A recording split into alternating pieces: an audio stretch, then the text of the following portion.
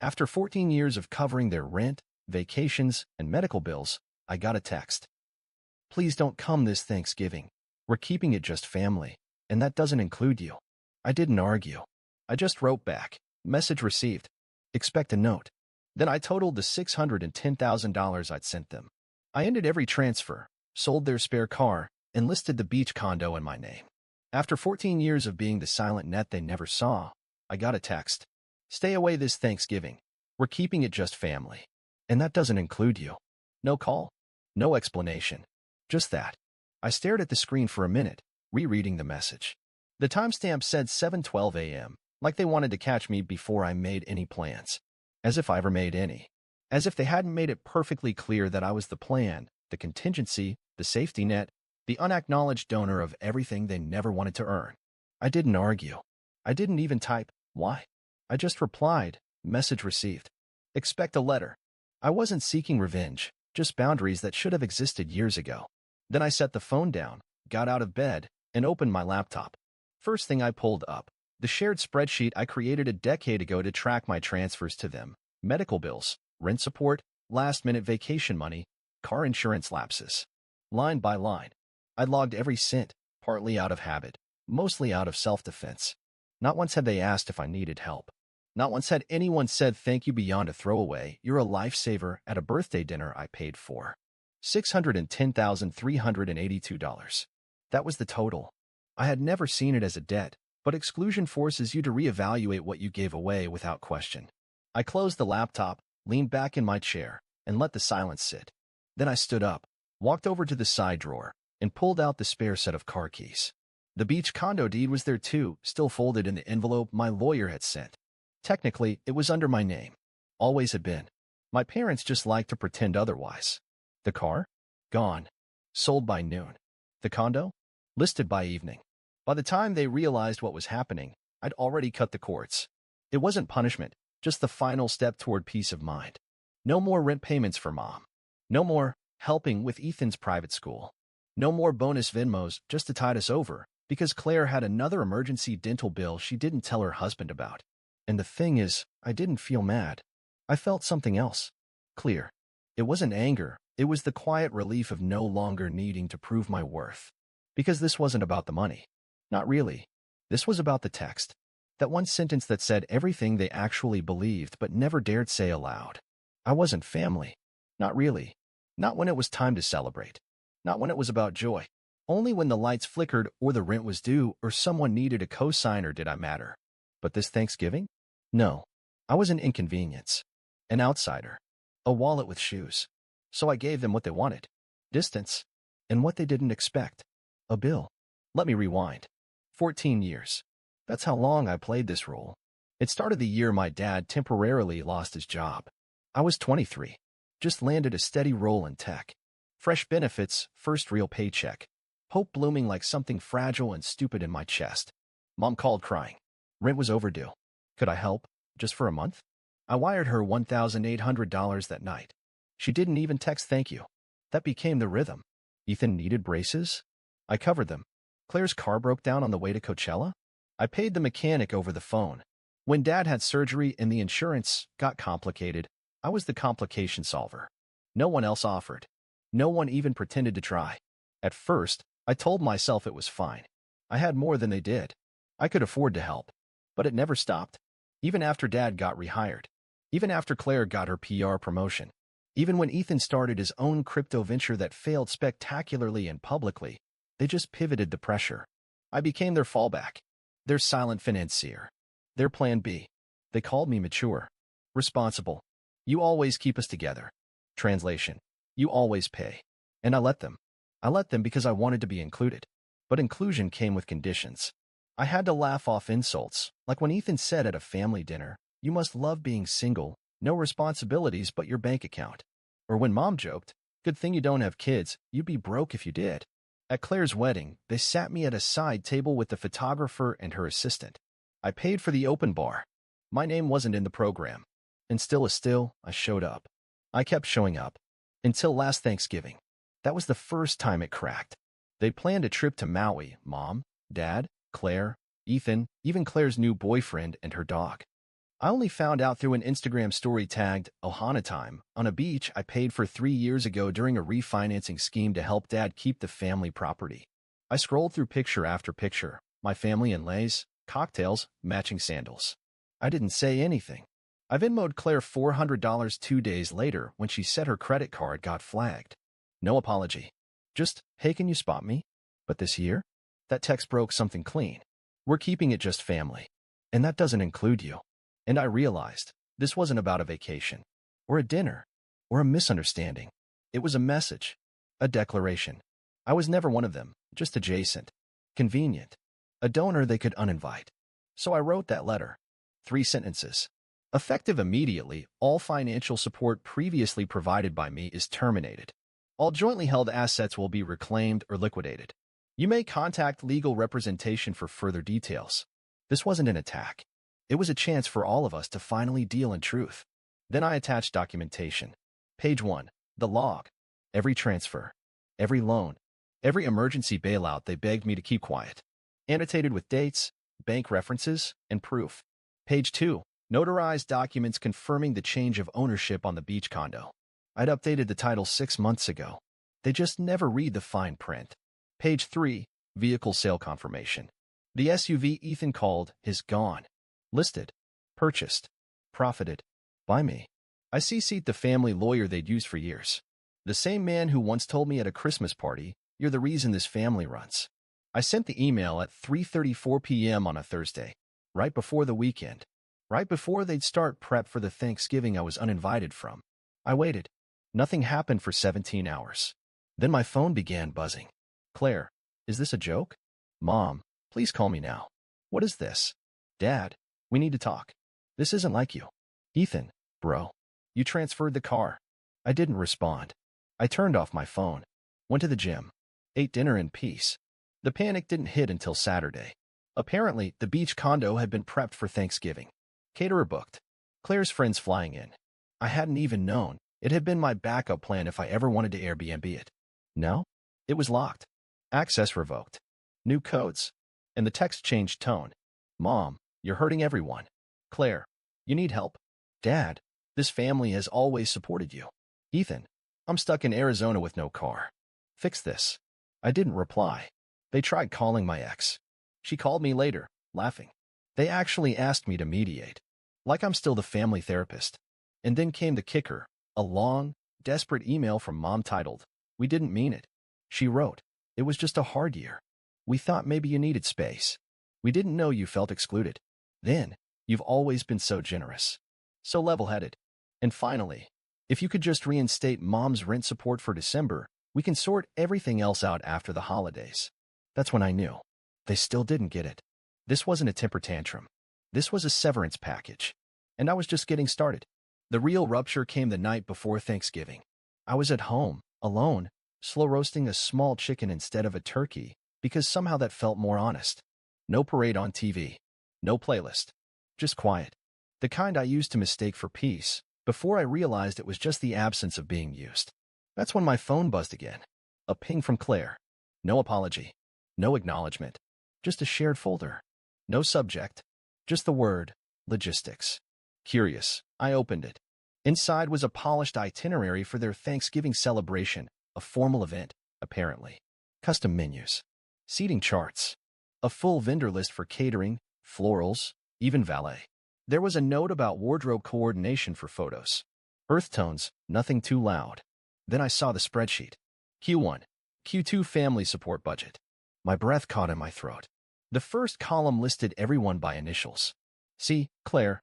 E, Ethan. M, Mom. D, Dad. D, me. Next column, contributions. Under my name? $48,000 projected by April. Already split. Rent support, Mom, $2,000 X4.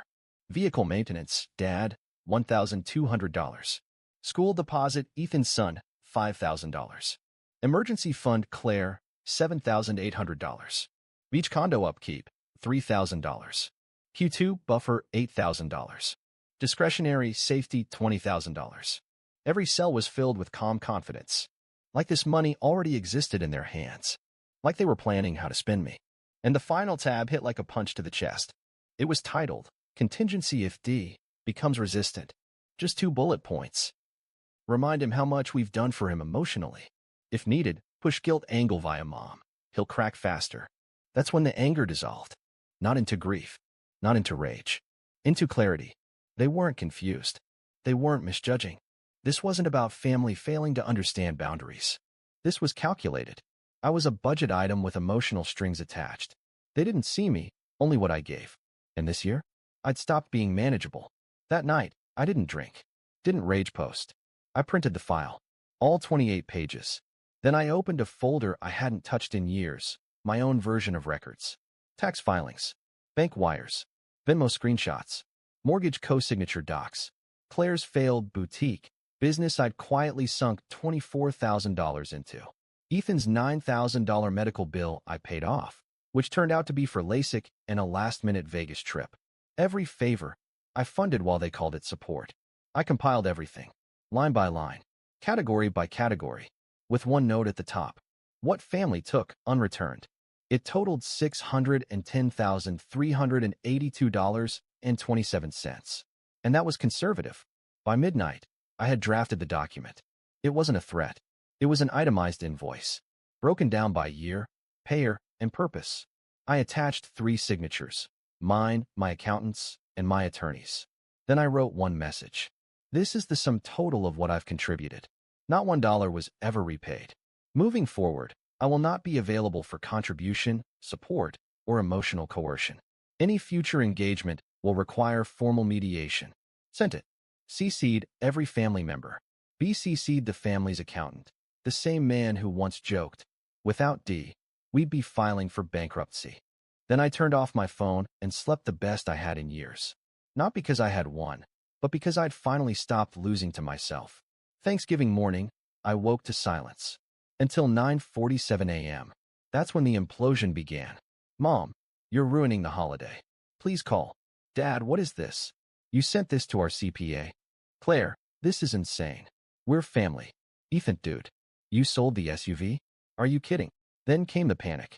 Apparently, they had guests coming to the beach condo. Unaware I had revoked access and changed the security codes 2 days earlier. Claire sent a photo of the lock. Why can't we get in? Then, you need to undo this. We have kids here. Then, we called the police. This is illegal. I didn't respond. They'd spent over a decade pretending my money was theirs. Now they were shocked I remembered it was mine. At 1:23 p.m., Ethan sent a voice note. D, I'm stuck. We were halfway through Arizona when the car app locked out. It's towed. You sold it? You're ruining lives over a holiday dinner. I replayed it. Once. Then I archived it. That evening, I sat down with a simple meal and put on a movie. My phone buzzed constantly. Unknown numbers, blocked numbers, even old friends from the extended family circle trying to mediate. I ignored them all, because I saw it now. They never invited me to the table. They invited my access, my credit score, my silence. But this year, I RSVP'd to myself. And I was finally, a party of one. The explosion didn't start with a call or an email. It started with a video. The day after I sent the letter, Claire posted a reel. She stood on the balcony of the beach condo, my condo, wind in her hair, clutching a glass of white wine like she was the queen of coastal serenity. Soft music played in the background. Kids ran through the sand in slow motion. Ethan waved from the grill, wearing a t-shirt that said, "Family First." The caption? Grateful, united, unbothered. I stared at it, letting every pixel burn. The gall. The pure, unfiltered audacity to throw a social media middle finger while squatting in a property I owned, paid for, and had now locked down. What she didn't know, not yet, was that the video had been filmed 3 days earlier. Because that morning, a locksmith arrived. So did the property manager. By 10 a.m., the smart locks were changed. Utilities canceled. Security cams synced to my phone. And at 11:32 a.m., I filed the formal notice. All unauthorized occupants would be reported as trespassers by sundown. Then I waited. By 4:17 p.m., Ethan called. I didn't answer. By 4:22 p.m., Claire texted. Is this your idea of a joke? The code isn't working. The power's off. We have guests arriving. I sent one message back. Enjoy your gratitude. From the parking lot. I knew how it looked. But this wasn't revenge. It was the restoration of dignity. Then I muted the thread. That night, the group chat I hadn't looked at in 6 months suddenly lit up like a Christmas tree. New name, time to heal. First came the guilt. Mom's crying. You broke her heart. This isn't who you are. You're better than this. Then came the fear. We have nowhere to go. The car's gone. Ethan's stuck. Do you even care what you're doing to your family? I didn't reply. Instead, I drafted the second wave. That same evening, I reached out to the family accountant, the same one who used to call me the glue. I had him issue formal notifications of withdrawal from the backup trust, the emergency fund, and the joint tax shield I'd created to cover their sloppy filings for the past 6 years. By morning, their accounts were flagged for review. Claire's credit card bounced. Ethan's tuition grant was revoked. Mom and Dad's property tax auto payment failed. The dominoes fell faster than I expected. At 9:03 a.m., Ethan showed up at my door. Disheveled, sweating, rattled like a man who just realized the ground beneath his feet was artificial turf, and I'd pulled it. He didn't knock. He pounded. When I opened the door, he didn't say hello. He just stared at me like I was the villain in a movie he hadn't realized he was starring in. You left us stranded, he said. I leaned on the frame. Calm. Composed. You left yourself stranded. I just stopped towing the weight. I wasn't abandoning family. I was stepping away from a role that had broken me. He shook his head. You don't understand. I have a kid on the way. Claire's got bills. Mom's freaking out. And now Dad's I cut him off. Let me guess. Disappointed. Ethan's mouth opened, but he had nothing. Then he tried the angle I knew was coming. This is still your family. No, I said. This is a family that saw me as an ATM. A backup plan. A resource to be mined. He stepped forward. We didn't ask for all that. You just always offered. You never gave me the option not to. He didn't reply. Just stood there. Red-faced. I starting. Like a man standing in a house that had already burned down, still looking for the front door. Then he dropped the final card. Mom says you've changed. I smiled. She's right. I closed the door. An hour later, Mom called. Left a voicemail so long it cut off. She cried. Begged. Accused. All in one breath. She said the condo was a gift to the family that I'd promised to share. She said this holiday was supposed to be about healing. She ended with, You've always been the strong one. The responsible one. We need you to come back. I sat with that line for a while. Part of me still grieved that it came to this, but another part refused to lie to myself anymore. Then I sent her a photo. It was a screenshot of the spreadsheet from the Q1 and Q2 budget plan they'd built behind my back. The one that listed me as D, a funding source. A number.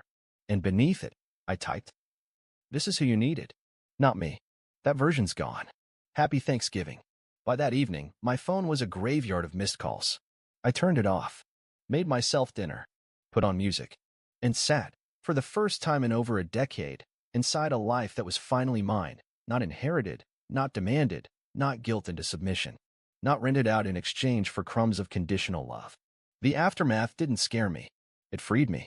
Because when you stop being their oxygen, they learn what breathlessness really means. They say silence is peaceful. That's a lie. Real silence, after the storm, after the severance, is a vacuum. It hums. It pulls at you. Like it's waiting for you to fill it again with apologies you don't owe and explanations they don't deserve. But I didn't. I let it ring. By December, the family had gone quiet. Not healed, hushed. There were no more voicemails. No more late-night texts pretending nothing happened. Just absence. And you'd think that would hurt. You'd think I'd wake up wondering what if. I didn't. Because for the first time, I could see the space they used to take up and how much I had bent myself to fit their shape. They held Thanksgiving without me. At Claire's cramped apartment, from what I gathered through a tagged photo someone forgot to hide. Paper plates. Fold-out chairs. A cake from a grocery store with a misspelled thankful. Claire smiled through it like a politician. Ethan looked like he hadn't slept in days. Mom wasn't in any of the photos. Dad had posted a cryptic meme 3 days later. Sometimes the tree must be cut to see who falls with it. 3 likes. 1 comment from a cousin. You okay, Uncle Rick? I didn't respond. Instead, I finalized the last step. The condo lease signed. Trust accounts closed. The final asset, the emergency fund I had built, funded, and hidden under their names for years, dissolved and distributed. To me. Legally. Quietly. Finally. I wired a portion to a cause I actually believed in. The rest? Sat untouched. Not because I needed it. Because I earned it. In January, a letter arrived. Handwritten. For Mom. The envelope was thick. The kind you use when you think weight means sincerity. Inside, for pages of sorrow, nostalgia, and excuses. She wrote about how hard things had been, how much she missed me, how families fall apart when people don't forgive. Then came the pivot. She asked for help. Again, not money, understanding, which is what they always wanted. For me to understand why they took, and why I shouldn't make them feel bad for it. I folded the letter, lit a match, watched the edges curl in the sink, and then I picked up a pen. One sentence. I can forgive, but I won't be used again. I sealed it. Sent it back. No return address. That was 3 months ago. I haven't heard from them since. No birthdays. No group chats. No desperate reach-outs from extended cousins trying to mediate. They're gone. And in their place? Silence. But this time? It's actually peaceful. The kind you don't fill. The kind you protect. And when people ask what happened between me and my family, I tell them the truth. I stopped being their donor. They stopped being my blood. Maybe one day we'll speak again, but next time, it'll have to be on terms where respect weighs more than expectation. And this time, I kept the receipt.